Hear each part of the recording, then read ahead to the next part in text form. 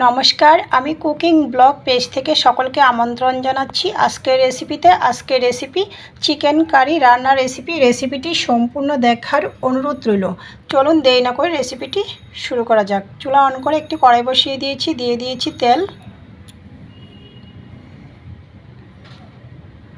তেলে দিয়ে দিয়েছি কুচানো পেঁয়াজ, সাথে তেজপাতা,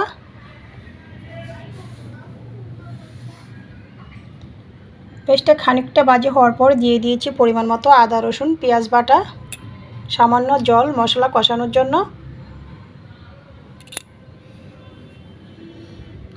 দিয়ে দিয়েছি পরিমাণ মতো হলুদ গুঁড়া, স্বাদ মতো লঙ্কার গুঁড়া,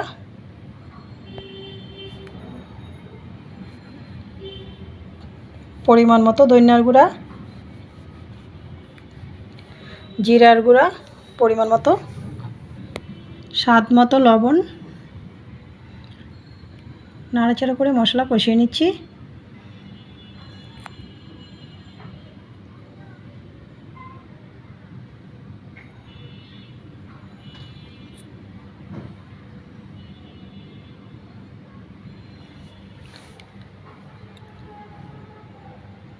দিয়ে দিয়েছি টমেটো সস, নিজের হাতে বানানো রেসিপি দেওয়া আছে।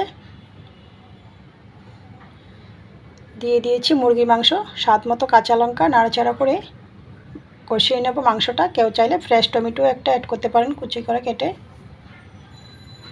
ঢাকনা দিয়ে দিয়েছিলাম, ফিরে আসছি মিনিট দুয়েক পর। ঢাকনা নামিয়ে আবারও নাড়াচাড়া করে নিয়েছি। মাংস কষানো হয়ে গিয়েছে। এই পর্যায়ে আমি পরিমাণ মতো ঝোল দিয়ে দিয়েছি।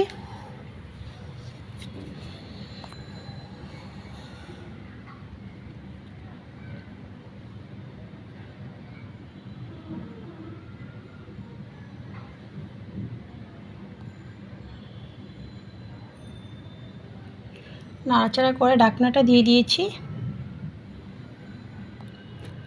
ফিরে আসছি খানিকক্ষণ পর। ঢাকনা নামিয়ে নাড়াচাড়া করে নিয়েছি।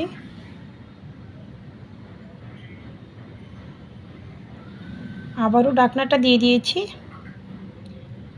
ফিরে আসছি কয়েক মিনিট পর। ঢাকনা নামিয়ে দিয়ে দিয়েছি গরম মশলা পাউডার,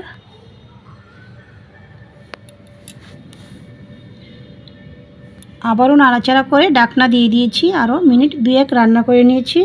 মিনিট দুয়েক পর চুলার আঁচ বন্ধ করে দিয়েছি। তো রেডি হয়ে গিয়েছে আমার মুরগির মাংস রান্নার রেসিপিটি ভালো লাগলে আমার ফেসবুক পেজটা ফলো, ইউটিউব চ্যানেলটা সাবস্ক্রাইব করুন, সাথেই থাকুন। সকলকে ধন্যবাদ।